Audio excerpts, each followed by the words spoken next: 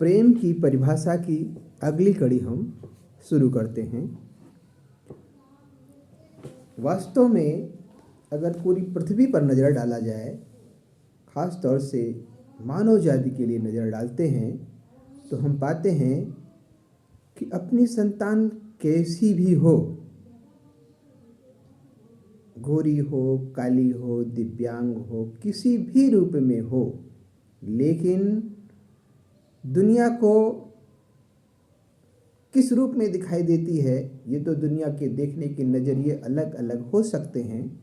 जहाँ तक मैं प्रेम की बात करता हूँ, तो वो संतान दुनिया को अच्छी लगे या न लगे, पर उसके माँ बाप को बहुत बहुत प्यारी होती है। ये मैं इसलिए बता पा रहा हूँ क्योंकि मैंने जो अंतःकरण में सद्गुरुदेव भगवान से सीखा है, वो मेरा अपना निजी अनुभव है। हो सकता है आपके अनुभव अलग हो। और वो माँ जिसका पूरी सृष्टि में 50% हिस्सेदारी है, आज जब मानव उसे पृथ्वी पर उतरने ही नहीं दे रहा है, तो श्री कृष्ण जो स्वयं काम है, काम देवता जिन्हें कामधेनु कहते हैं, माँ कामधेनु।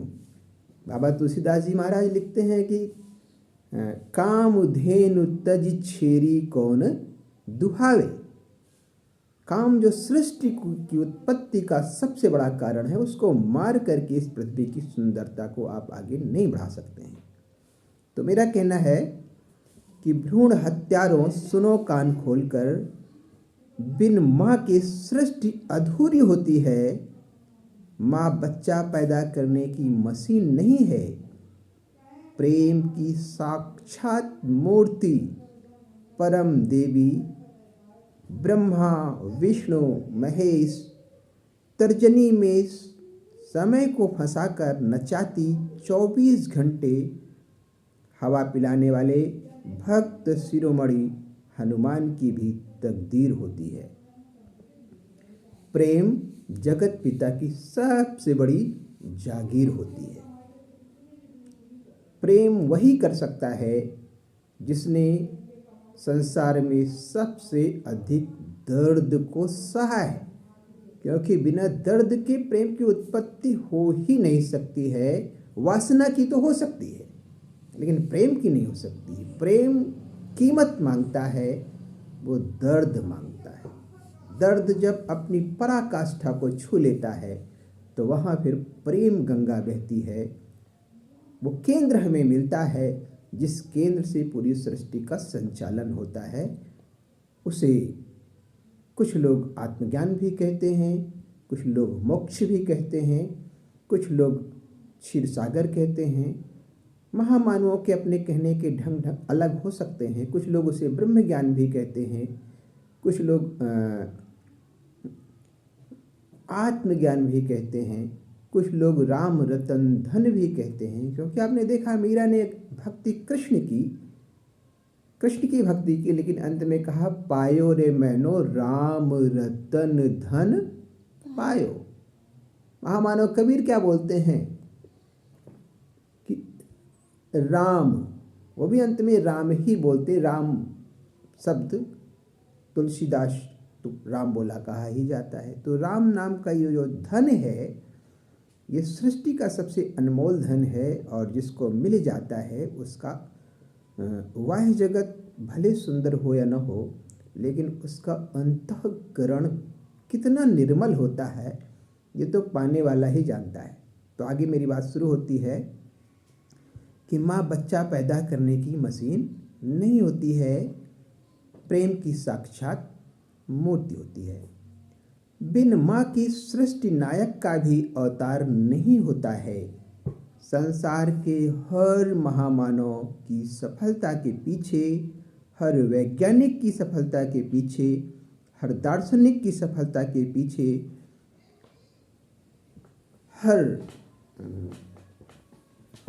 कितना भी अच्छा नेता हो, उस नेता के नेतृत्व के पीछे एक माँ होती है। संसार का कटु सत्य बीमार बच्चा हुआ तो आखिर माँ रोती है, और माँ के साथ तो पिता होता ही होता है, क्योंकि दोनों एक दूसरे के पूरक हैं।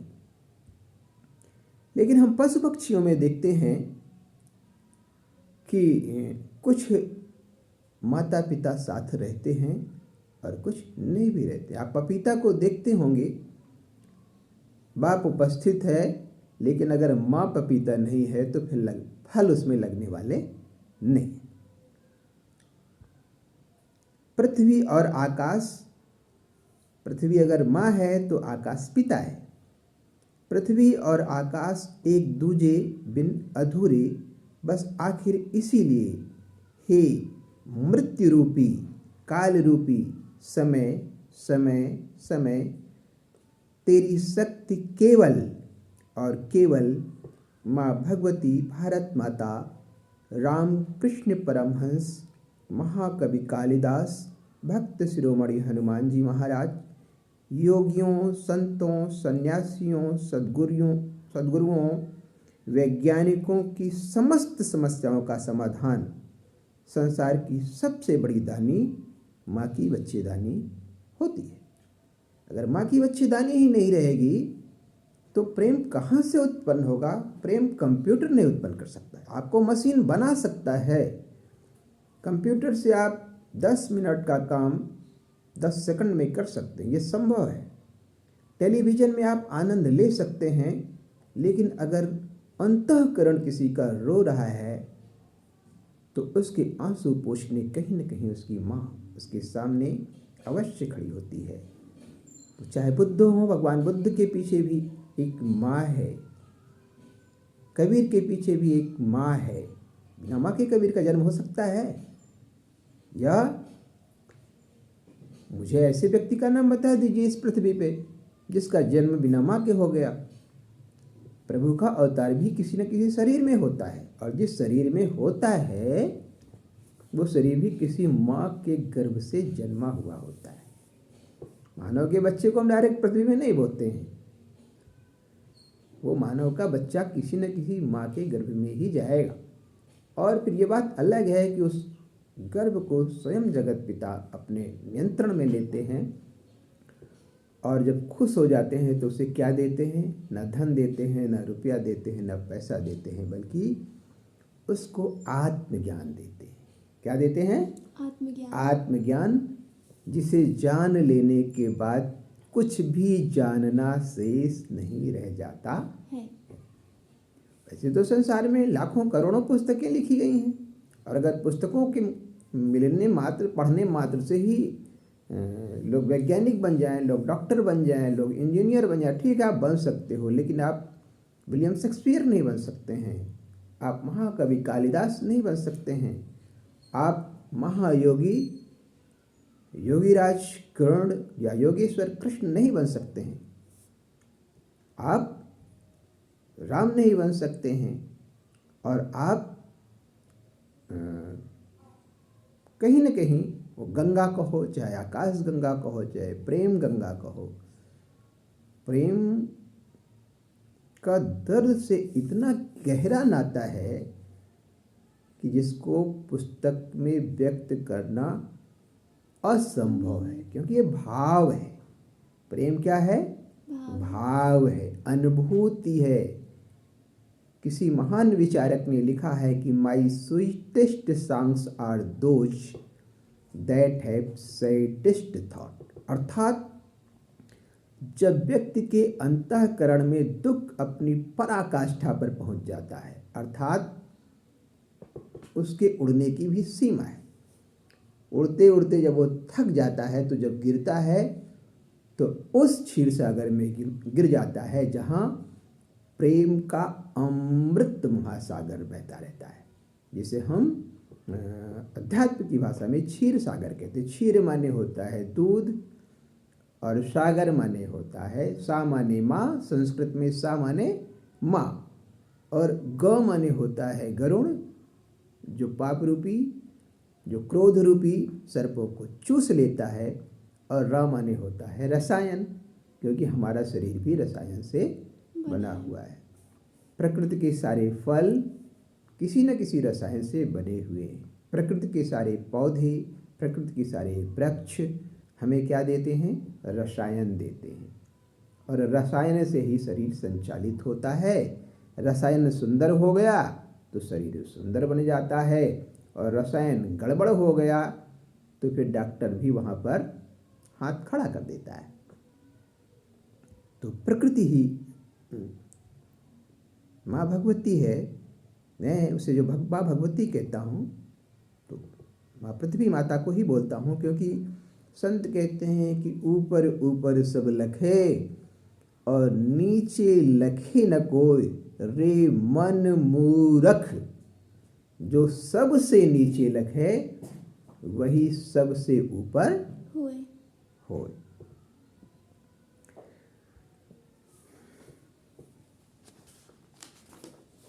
तो इस तरह से आज का कार्यक्रम पूरा होता है।